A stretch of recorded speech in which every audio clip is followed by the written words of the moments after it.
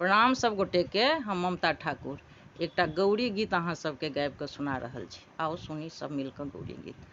सजा हे गे मालिन मोर फूल डाली सजा, सजा हे गे मालिन मोर फूल डाली सजा। गौरी पूजन हम मंदिर जाएब, गौरी पूजन हम मंदिर जाएब। आई फूल सुंदर सजा, सजा हे गे मालिन मोर फूल डाली सजा। गौरी चरण हम फूल ओछाएब, गौरी चरण हम फूल चढ़ाएब।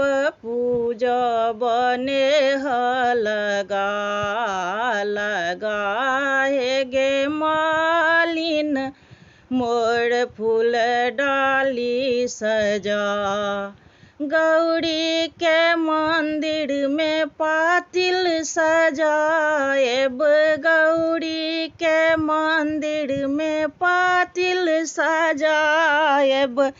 चौमुख दीप जड़ा, जड़ा हे गे मालिन मोर फूल डाली सजा। गौरी पूजन हम भोग लगाएब, गौरी पूजन हम भोग लगाएब।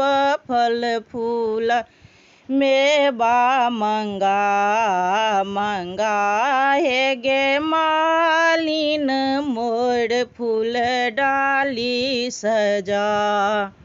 गौरी के सुंदर बीन सुनाएब, गौरी पूजन हम गीत सुनाएब।